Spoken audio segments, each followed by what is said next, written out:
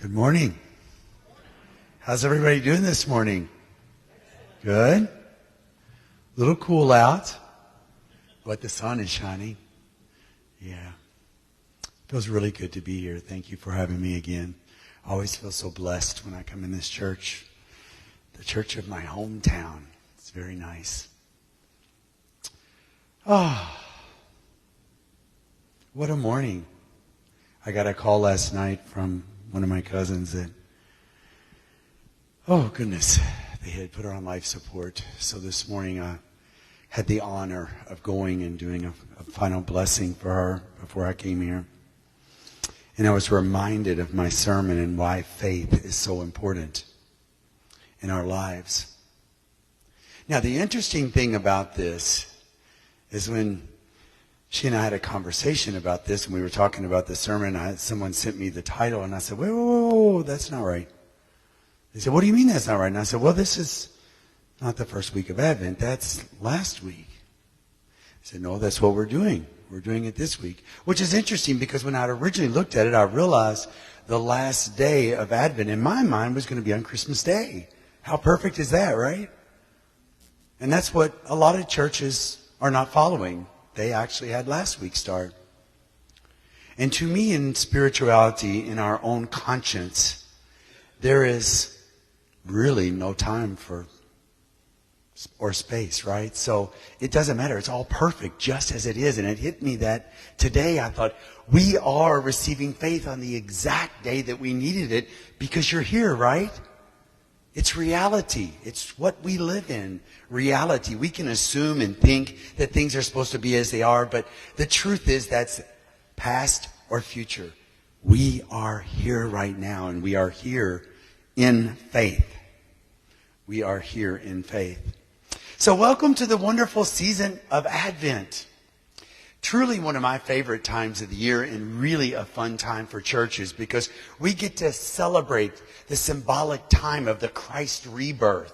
You see, at Unity, we don't see it necessarily as literal as the story is in the Bible. We see it from a deeper perspective. We see that our own Christ has an opportunity to birth in us. It is a season filled with the new, that we can focus on the good that we see every day and the blessings that are happening in each of our lives. And through all of the turmoil that's going on in sickness and madness, there is so much good. We just have to open our eyes to it. And the Advent season's the time we get to do that. We say, slow down life. I'm now affirming my divine gifts of faith, peace, love, and joy. And folks, it doesn't matter, bless you, it doesn't matter when we do that. Whether it's last Sunday, next Sunday, this Sunday, the ideal is the gift is being given to us. So we get to choose when that's going to be. They gave me a talk title, but of course I changed it and created my own. I call it the Adventageous Faith Factor.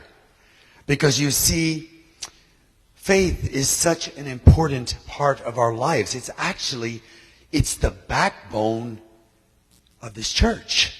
That's the reason you're here today. You see, they can bust doors out. The sound system doesn't have to work. The heat can go out. But you're still here. You see, that's faith. That's faith. I want to share a story with you. A story I think is really fun. It's called The Pious Lady. So there was a flood on its way, and it was forcing everyone to evacuate.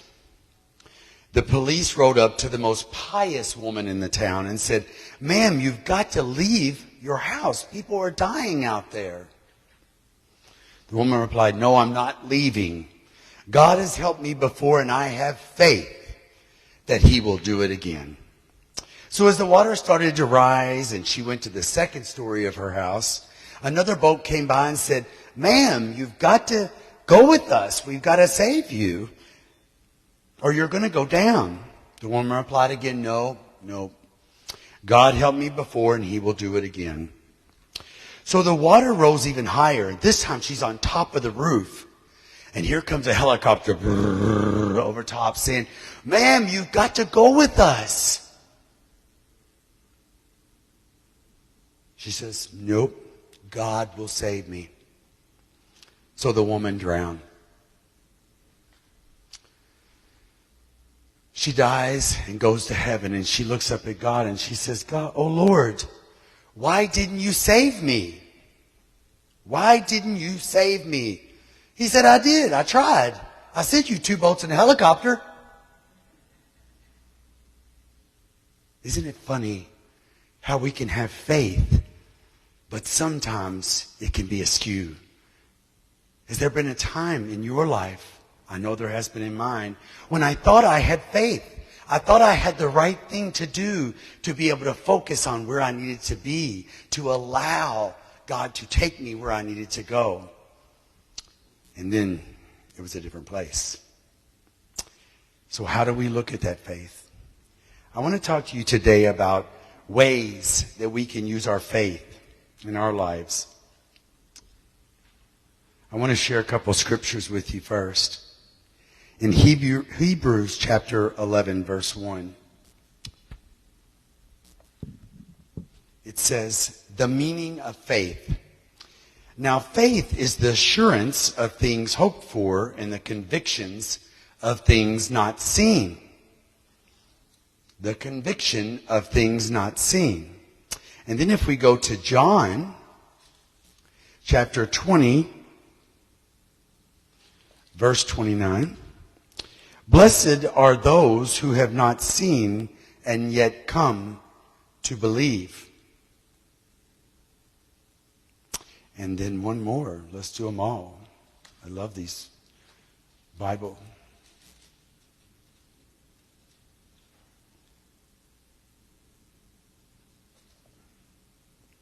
Faith apart from works is barren.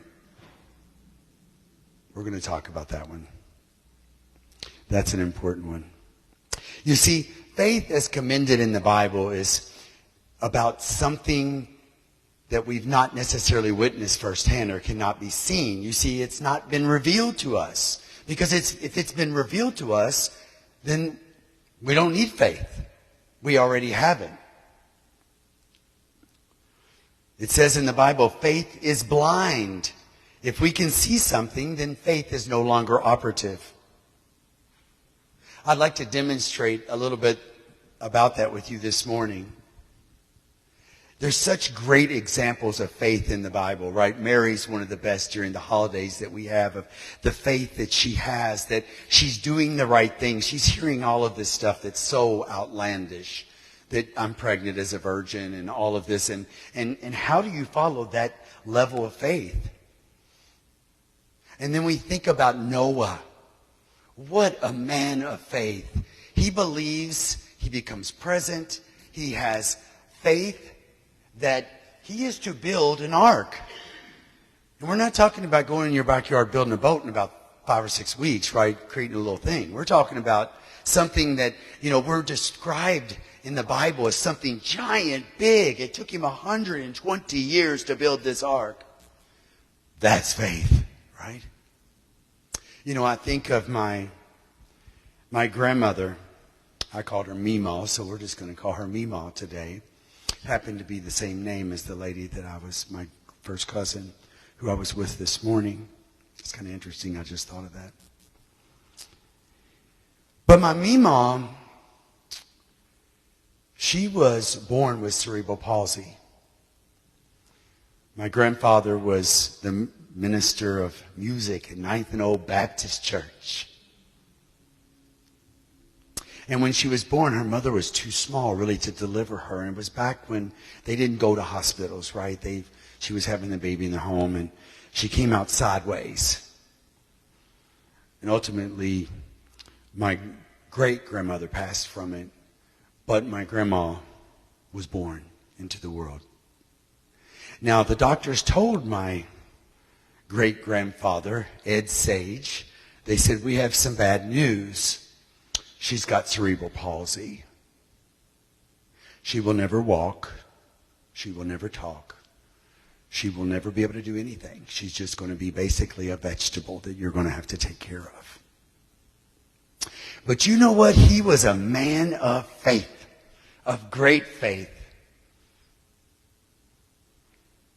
There's a song that it's a really fabulous song. It says, Jesus is my doctor, and he writes out all my prescriptions.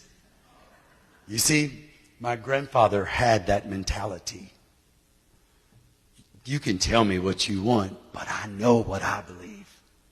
You see, there was no doctor that would tell him what he should or shouldn't do with my grandmother. No doctor. So,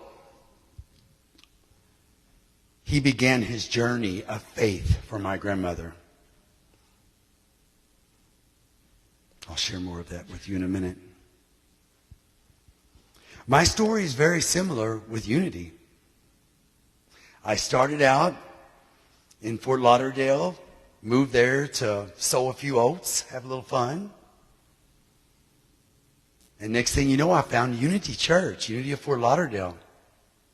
And it started transforming my life day by day by day. My life became new. And then I got the call to ministry.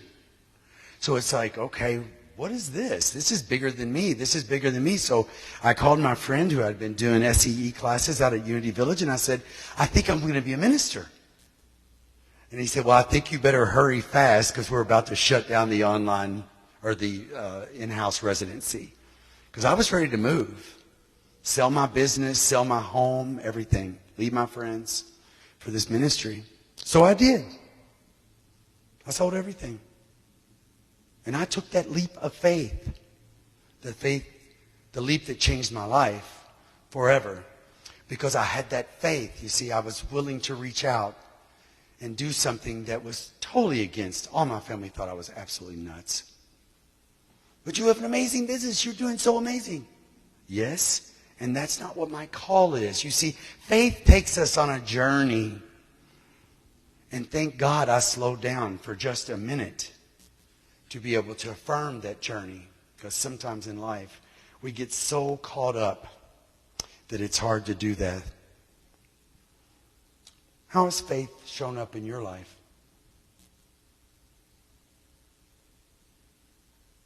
I'm sure each of you have a story of where you had faith to take action, to overcome something in your life that seemed unconquerable. And yet through faith it was. So how do we do this? How do we put our faith to work? You can put up that screen now for me. Thank you.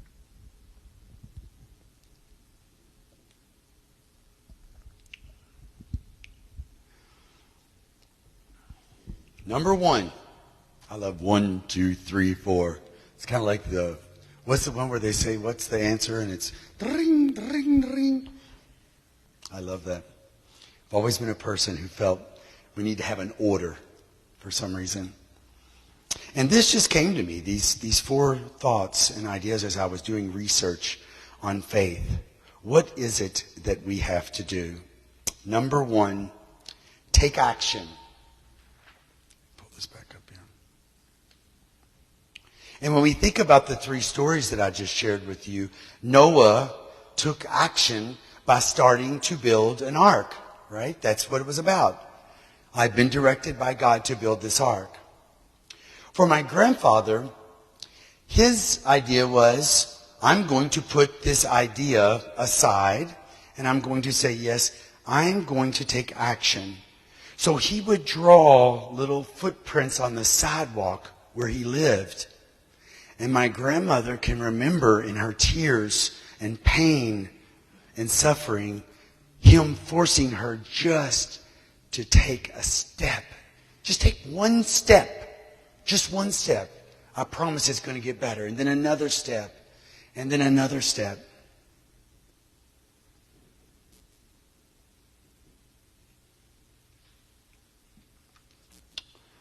I know in my life, as soon as I got that call, and Paul told me, if you're going to come, you've got to come now. You've called it the right and perfect time. You're only going to get a year of on-site residency, but you're going to get to study at Unity Village. but you got to do it now. So within 6 weeks, I put my business up for sale. I put my house up for sale. I didn't waste any time. It felt right. I knew in my heart I was doing the right and perfect thing. Take action. You see, faith without, they called it barren there, but without works, I like to think it's dead. You see, faith without action is worthless. We have to take action. Number 2, daily prayer and meditation. I love the logo. When I got to work at Unity Village for 2 years, one of the things that I loved is they had this beautiful sign out front at the Silent Unity Prayer Center. All of you all know the prayer center, right? The 24-hour prayer center. Christ is our inspiration. Faith is our foundation. And prayer is our work. What a reminder to walk into work every day and know these are my principles. These are what I follow every day. Because that's what those prayer partners are doing, right? They're having faith for people who call in. They believe so much about their job that when someone calls in, they are holding the high watch that I see it done. Because maybe right now you can't see it done. So I'm going to hold that faith for you. That's the beginning of unity. The beginning of unity is in faith. That's what Myrtle Fillmore had. Number 3, denials and affirmations. One of the guys said, you are going to be challenged by your faith. Trust me, you're going to be challenged by your faith. The poor little pious lady wasn't she? Actually, it went the wrong way for her. She had faith, but in the wrong things. Maybe not present. Having faith usually sets us against the world, another person said, but we can deny any power of worldly thoughts, ideas, and possession that have power over us, instead and affirm ourselves in the faith of God. Let's think about Noah's situation. He was ridiculed, made fun of, told he was nuts, absolutely out of his mind. And maybe this story is a mythical story that never really happened. It doesn't matter. The point of it is that it's proving the level of faith we can have as people of this church, of people followers of unity, of people of humanity. You see, my grandfather used denials and affirmations. He didn't know what he was using. He was at a Baptist church. They didn't have the fabulous tools we have at Unity to know that he was denying what that doctor said and affirming that that is not who I see. I see a Christ child who has possibilities of anything in her life. Possibilities of anything. And for myself, I know for me, I had to deny all the people that were saying, how can you leave making as much money as you were making, doing as well as you were doing, and just leave all that and walk away to go to a seminary? But you see, I had to deny all that chatter around me because I knew that wasn't the truth of who I was. Money was nothing. And then number 4, becoming mindful and present. Again, I believe the pious lady, I believe she had faith, but she was seeing faith in a thing, not what was going on around her. And this is happens so often with us. We have this idea of a golden cow that we bow to, so to speak, to dogma that goes on in the church. My second cousin came to me today. She said, I am so scared because my mom, she didn't really like Christianity. And I'm worried about what's going to happen to her soul. And I said, I want you to look into my eyes right now and let me tell you, there's no religion that controls your mother's soul. There's no dogma. There's no golden cow. There's no one that can tell you that. Wherever she ends up, and we will never know that, what we know is what you're taking with you. And no religion can guide you into that. Not something I expected from her, and yet solid. Her mother was a rebel. She stood up. I can remember on Facebook in the last 3 years there was something said about a gay thing, and I can remember her mom saying back to her, well, that's not very Christian-like. You see, faith. Mindful and present to your faith, and it's very difficult sometimes. Author Kelly Isola, who's a dear friend of mine, love her dearly, she says, we practice our faith by falling down and getting up. You see, faith is not a solid thing where it's just going to happen. We're going to have faith and it's going to go the wrong way and we're going to do the wrong things because we are a spiritual being having a human experience and we know that. I'd like to conclude with you and letting you know that standing in faith will become the foundation of your life. And that's the reason it's the first tool, the first gift given to you for Advent. In the symbolic story of Noah, faith not only saved himself, humanity, his family, it saved the world. There's a good metaphorical story for you in that. In my grandmother's story, I have to tell you that I wouldn't be here today if it weren't for the faith. Because you see, what could have happened is he could have come home and put my grandma on a thing and said, oh, poor her, poor me, having to deal with this, poor. But he didn't. You will walk, you will talk, you will grow up, you will get married, you will have children, you will have grandchildren, you will have great-grandchildren. You will, because I have faith in you. Who do you have faith in today?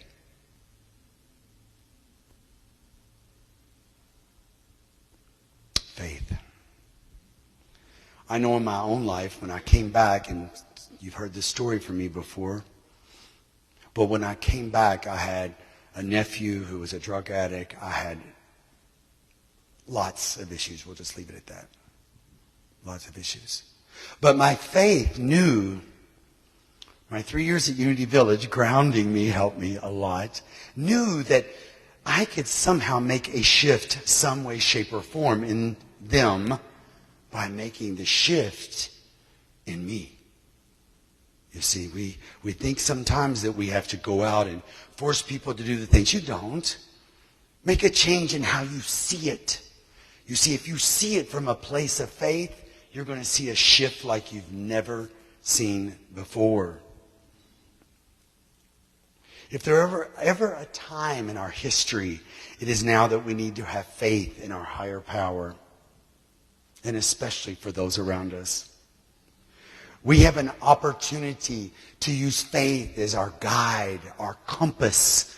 You see, we have to slow down just a little bit and let faith be our guide to take us to where we are supposed to be in our life. Matthew chapter 17, verse 20 said, it only takes the faith of a mustard seed to move a mountain. You see, faith is powerful.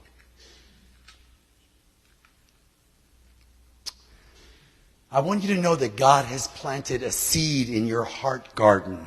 Each of you and me have that seed of faith. We have to water it. Water that garden with prayer.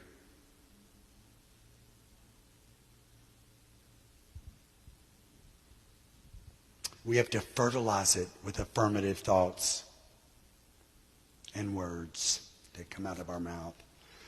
Cultivate it with lots of love.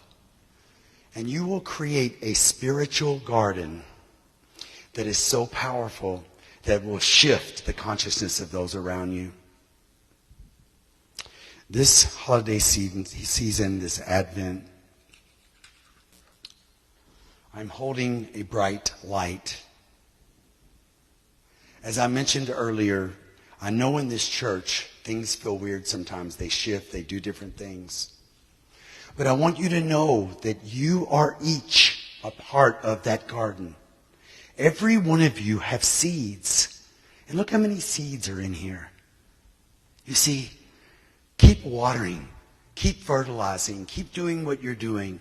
It may be smaller than it was before, but it doesn't matter. You are impacting the world with your garden, this garden right here. I want to wish each of you all a very happy holiday season. I'll be at 2 different churches the next 2 weeks, so I won't see you. But I want you to know the power of this church. It's huge. You are a garden. Grow. Continue to grow. I love you.